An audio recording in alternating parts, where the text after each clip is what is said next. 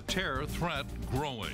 Britain raising its terror alert tonight. Will the U.S. follow its lead? Summer returns on this Labor Day weekend. How hot will it get on Sunday and Monday? In the Democratic race for governor, time is running out for Martha Coakley's challenges to catch up. The eyebrow-raising line of attack they opened up in today's WBZ debate.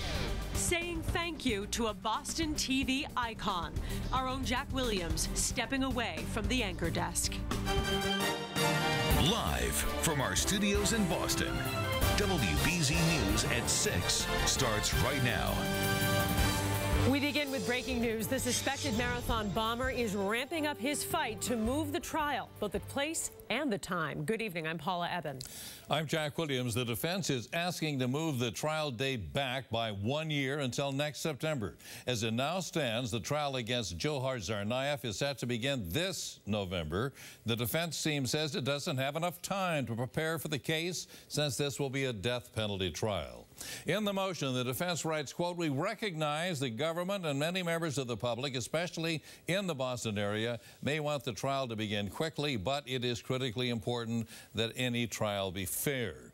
The defense is also renewing its fight to move the trial out of Boston, and they're asking for a hearing on that matter. Now, we'll keep you up to date on any decision by the judge.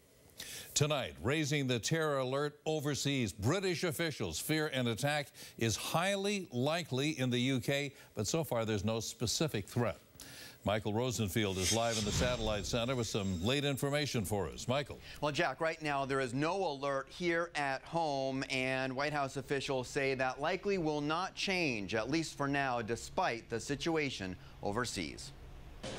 British Prime Minister David Cameron today addressing the terror alert level in the United Kingdom after it was raised to severe because of the crisis in the Middle East. What we're facing in Iraq now with ISIL is a greater and deeper threat to our security than we have known before.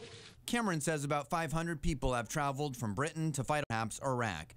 The movements of people with Western passports who have traveled to those battlegrounds, something U.S. officials have been monitoring. They pose a threat because they've received military training, they are now battle-hardened, and they've demonstrated a willingness to risk their lives for their cause.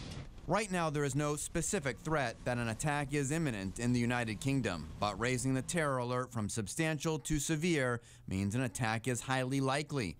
WBZ security analyst Ed Davis says there is cause for concern. I think they've got specific information. I think that this is an unprecedented step that they wouldn't take without very specific information. For now, British officials say citizens should go about their normal routines, although they may notice an increase in police activity. We're live in the Satellite Center. Michael Rosenfield, WBZ News. Paula? Thanks, Michael. And now at 6, the holiday weekend getaway. The roads are really not looking too bad right now. Look at that. Route 1 in Saugus, and cars seem to be moving just fine.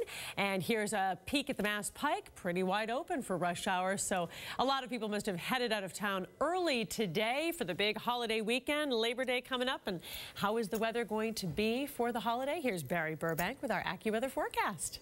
All right, Paul, I think it's going to be just fine through most of the weekend. There could be a few showers and storms near the end of the weekend, but we're starting off on the cool side right now with the readings along the coast only in the 60s. That sea breeze has been ongoing throughout the day, been keeping it rather chilly there, while inland's been in the 70s.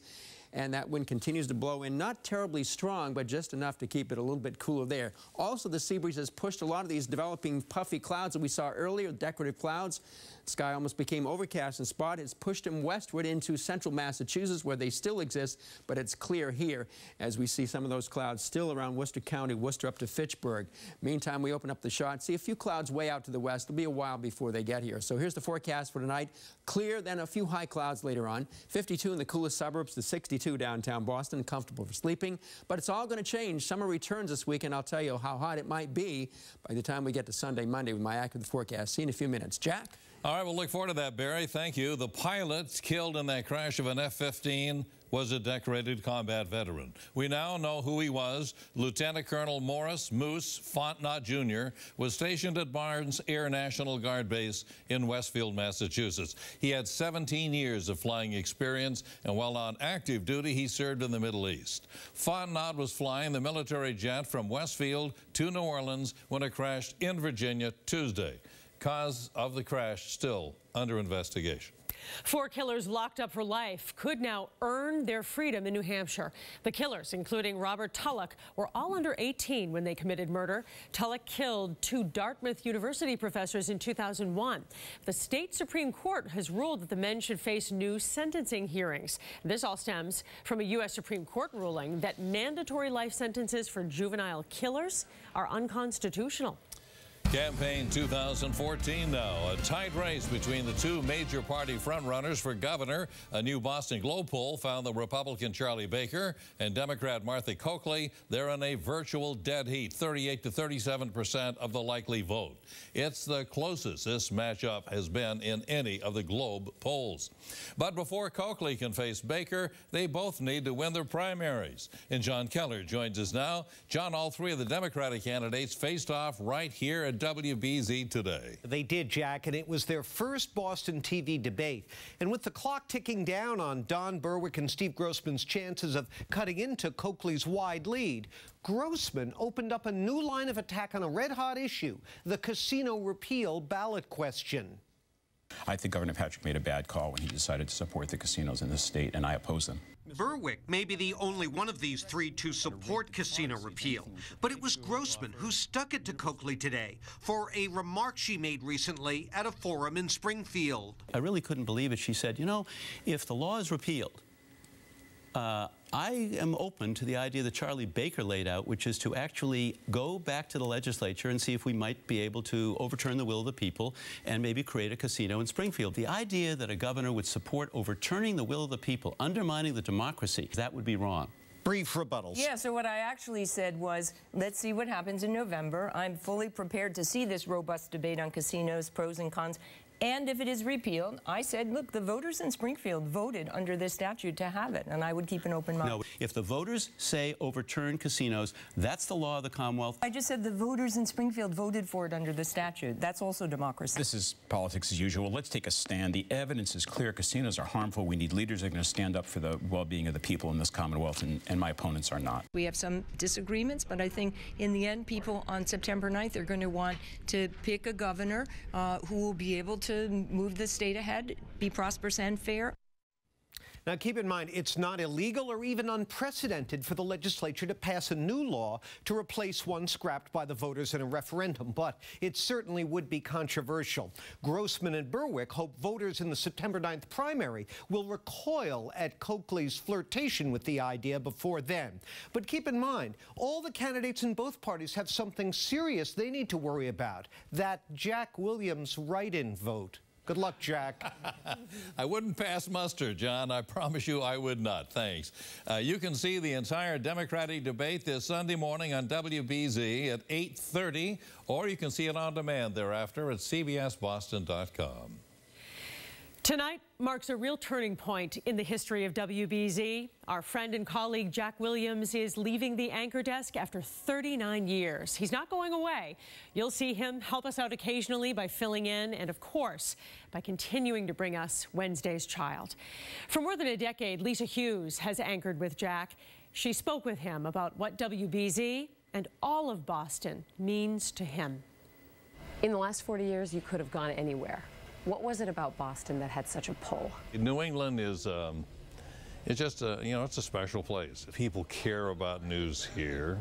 They watch news here. What have been some of the biggest stories you've covered here? Scope of the cleanup. The blizzard of '78 will always stand up in my mind. I slept in my office right over there and had the same coat, tie, everything on the whole week.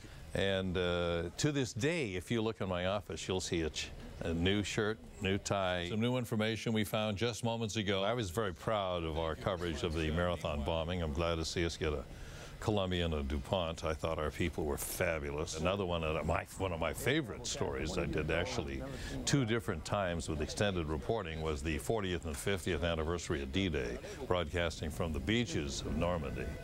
I mean, that was great. Jack Williams on his weekly segment, Wednesday's Child. And with Wednesday's Child, it was, other than marrying Marcy, the best idea I've ever had. What's the most fulfilling aspect of that for you? Because I know it's a ton of work, too. And Marcy and I have devoted a a lot of hours, but it's been our pleasure, and it brings great joy. Child abuse to me was going to bed without dessert. I had no idea. People often ask, I mean, did you have a tough childhood? No, I was spoiled rotten. My parents loved me. My sisters loved me. I often said that's why I became an anchor man. I mean, who wouldn't watch me, you know? What does semi-retirement look like for Jack Williams? I have no idea. It's I got my first radio job in 1959, 55 years ago. I was only 15. My voice had changed. You had that voice at 15? People used to come into the station where I was working, and they'd say, we want to meet Mr. Williams. I go, he's in the restroom. Because here's the skinny kid in front of a microphone, you know. If someone said, enduring memories of WBZ. It's an unusual bunch of people who are attracted to broadcasting, and I found this out early, and I loved it. I mean, they're fun. This has really been my family. When you look back on your time and what Boston has meant to you, what would you hope your legacy would be here? Well, I hope that people would consider me a friend, and that I tried. You know, I mean, I care about this region. Jack, you've had an incredible career. And it's gone by like that. It really has. I can't believe it. Marcy, I'm coming home. And you won't be able to get rid of me. Oh, yeah. Loved from beginning to end. Oh, it's great. And I'll have some final thoughts at the end of this show if I can pull my act together. Oh, you always will, as you always do. Coming up on WBZ News, Market Basket back in business, but can the paychecks remain high and prices stay low for long? Well, it's cut-down weekend for the Pats. Coming up in sports, getting the roster set for the start of the season.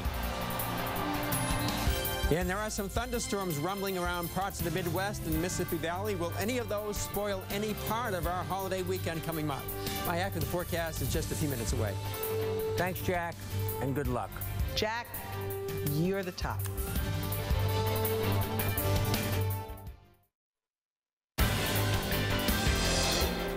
Labor Day just might have new meaning this weekend for market basket workers. Crews are now working nonstop to get the stores restocked to the pre-boycott levels.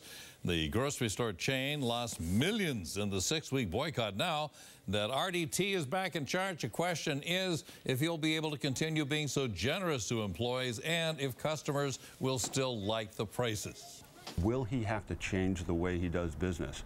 Because he's got $1 billion in debt now that he didn't have before. So I think he's going to find the landscape very different. Well, at this Reading store, managers tell us the store is back up and running at 65%. They're still waiting for shipments of beef, chicken, and produce. Probably take about a week for all of the stores to return to normal. A wild crash into the Charles River today. 2 people made it out safely when their SUV crashed off Memorial Drive and straight into the river. It quickly sank and divers had to go in, hook the SUV up so it could be pulled from the water. And the driver told WBZ Radio he had to swerve to avoid a car which suddenly stopped in front of him. Well, let's talk about the weather because this prelude to the Labor Day weekend is magnifico. It is. Now, Barry, we've had rain on Memorial Day, 4th of July. Labor Day itself doesn't look great, but most of the weekend, at least, we can salvage. Yeah, you know, Murphy's Law usually applies to a 3-day holiday weekend, so something is bound to go wrong. But right now, I don't see anything happening except maybe a shower or thunderstorm later in the weekend. So all in all things considered, it looks pretty good to me through this 3-day stretch.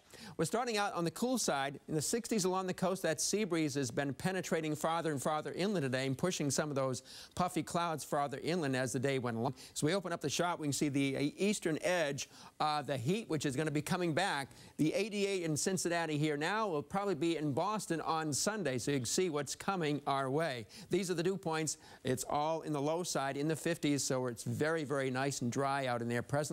But there is a surge of humidity back up through the Mississippi Valley, and that higher humidity is headed our way. It'll be coming in here for Sunday. You won't notice it tonight. You won't notice it tomorrow. You'll be feeling it on Sunday. The Triple H stuff is coming on back as this high-pressure center here drops to the south, and the southwest wind pumps the heat right back to New England. Tomorrow's high should be a little bit higher than today, not only along the coast, but inland as well. 74 at the coast to as high as 80 or so, mainly inland spots. And if you're going to the beach, there'll be a mid-afternoon high tide around 3 o'clock. Sea is running 1 to 3 feet, so the risk of rip currents greatly reduced now that the storm is long gone. And by the way, that storm Cristobal producing heavy snow on the southern coast of Greenland today and slamming Ireland with a lot of wind and a lot of rain there. But for us, Cape Cod and the islands couldn't be better for tomorrow and Sunday. Mid-70s tomorrow, upper 70s on Sunday. There could be a few showers on Monday, so just a question mark just how much rain might occur on that particular day on Labor Day. Up in the lakes and the mountains, nice day tomorrow, but a few showers and storms erupting Sunday afternoon. There might be a shower on Monday, but most of the showers up there will be coming during Sunday afternoon and Sunday evening. So here's the dry air we have right now. It's replaced by this warm front passing by. The southwesterly wind gets rather brisk and strong here on Sunday, 15 to 25 miles an hour, and the Triple H stuff comes right in. We may be nudging 90, especially northwest of Boston. That's where it'll be hottest. But with this brisk wind coming up from the southwest, it'll be coolest on the Cape. Upper 70s near 80 there, and south of Boston, low to middle 80s. But then the front comes along, and some showers and storms will be erupting. Note the timestamp here. Most of them well off to the north and west of Boston and into northern New England during Sunday evening. Then they come down through here during Sunday evening. It's still rather humid on the other side of the front. So Monday, there may be a couple of showers in the morning. There'll be another front coming along sometime late Tuesday or Wednesday with a few more showers or scattered thunderstorms. Then drier air to follow coming up on Wednesday. But you can see that it's going to be pretty hot all week, almost up to 90 for several days. So this certainly is going to end up being probably a hotter week in September than we had in the first week of August. That's it for now. Jack, Paula, back to you. Barry, thank you so much. Well, let's get Levin Reed right now, and I bet he's still talking about the Patriots who lost last night, but they look pretty good, Lev. They didn't look that bad, you know, and now the numbers game has begun. The Pats have to get down to that roster number of 53 by 4 p.m. tomorrow. Some players are checking their phone while others don't even want to hear a ring. Whatever the case, the roster will be set before the weekend is over. Last night, the Pats gave the quarterback keys to Jimmy Garoppolo, and the rookie played all 4 quarters. He finished up 22 for 42 for 284 yards and a touchdown. He also had an interception, and he was sacked 3 times. Overall, not that bad of a performance. Garoppolo still has a ways to go, but he spent the week preparing like a starter and played the game the same way. Jimmy understands he's building a foundation. It's one of those things that, you know, hopefully I look back on in a couple of years and, you know, really learn a lot from it and, you know, just take it and try to take the next step now. Now I know what a normal week like is for preparing to start and everything like that, and, you know, it'll only help me going forward. Tim Wright landed in New England via the Logan Mankins trade, so he needed to impress on his first time out, and he did. The tight end has size, speed, and soft hands. 4 catches for 43 yards. He was targeted 6 times against the Giants. Probably the most impressive item was he traveled all night long to join the team for last night's game and finished the contest with the 2nd most receptions among pass catchers. First time on the game field for wide receiver Aaron Dobson, and the young man handled his business. 3 catches for 57 yards in New England's first touchdown of the night. Dobson missed all of the preseason, rehabbing a foot injury, but against the Giants, it was obvious he was healthy. Tough catches in tight spaces and a leaping catch for a touchdown. Afterwards, both players stated they were happy to contribute. It was a long process, you know, just from the off-season, just sitting out, you know, just standing in the film room and starting to run and getting back in shape and all that. So it was a pretty tough process, but, you know, I'm glad I got out there this game, you know, just got my feet up under me just so I can get ready for the next game. So I feel like it was needed for me to get out there today. I mean, it's business. Football is football, so it's easy to get prepared. We got great coaches, like I said, to get me ready, and you got to stay ready. You got to stay on your toes, and that's what I did. Bubble watch and safety Tavon Wilson helped himself last night. Linebacker James Morris got hurt and left the game with a knee injury. Wide receiver Josh Boyce needed to do more. Jonas Gray, running back, was a non-factor, and Brandon Bolden didn't even play. Then there's Ryan Mallett. Definitely on the bubble to be the backup, but will he be on the final roster? Well, folks, this will all be old news by September 7th. It's New England season opener. We'll get you Patriots game day at 11:30. And then the Pats and the Dolphins are at 1 o'clock. After the game, flip over to my TV 38 for the 5th quarter post-game show. To baseball, the Red Sox start the holiday weekend in Tampa, taking on the Rays. Both teams are at the bottom of the AL East, but they don't like each other. So this could be an interesting matchup. Hey, let's update the Deutsche Bank Championship at TPC Boston, your leaderboard, and the Texan, Ryan Palmer, is the leader. He has 4 wins in his career. He would like to make it 5. New England native Keegan Bradley is trying to win on his home turf. He is 2 shots back. And just a quick update on cuts. The law firm, Ben Jarvis Green Ellis, cut today by the Bengals. Guys? Oh, how about that? All right, Lev, thank you. Coming up, a turnaround sale for Old Ironsides. Why we won't be seeing that historic ship in the harbor for quite a while. I have so loved watching you all these years. You love being the anchor man, and I love that you anchored us all those years. I wish you every good thing.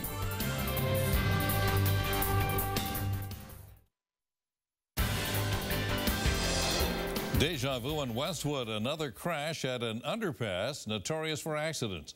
On this surveillance video, you can see a car veer right into the wall. Well, back in July, there we go, boom. In July, there were 3 accidents at this same location. The East Street Bridge, including a head-on crash. A truck was too tall, crashed right into the bridge, and boom, that caught fire. It was a farewell tour of sorts for Old Ironsides. The USS Constitution fired off a 21-gun salute in Boston Harbor today, one of its last for a while. In October, the country's old warship will head to dry dock for a 3-year restoration project, but not before one final sail to celebrate its 217th birthday. It all started out with 1 bucket of ice and turned into cold, hard cash for a very worthy cause. Tonight, the fundraising efforts of the Ice Bucket Challenge have hit an incredible milestone. More than $100 million has been raised for ALS research, all started by Beverly's Pete Freitas. $100 million, and donations are still coming in. Wow. So impressive. Please stay with us. A final word from Jack when we return. He is the quintessential Boston journalist. When I think of Jack, I think of class and I think of generosity. He means Boston TV to a couple of generations of people. Everybody trusts Jack. Jack is one of the funniest men I know. Here's a straight look at the news. When people think of Jack, first they think of The Voice. Working journalist. And he did so much for children. Helping people and changing people's lives. He's a guy with an enormous heart. What you see in Wednesday's Child is the essence of Jack. How many lives has he touched through that?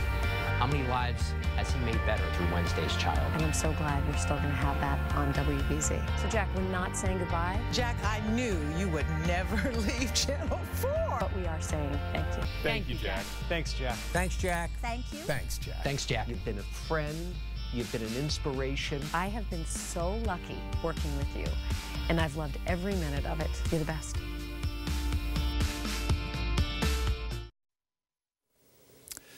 Well, finally tonight, I must tell you that I'm overwhelmed by all of this. I didn't really expect it.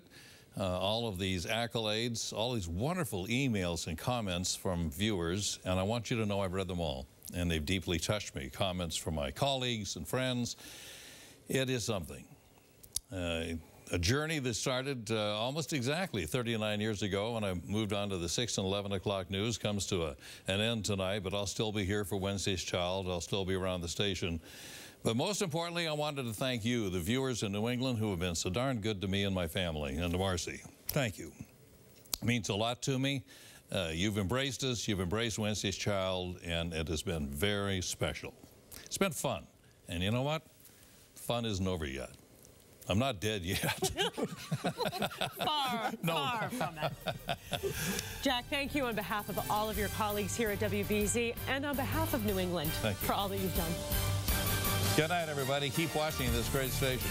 We'll see you at 11.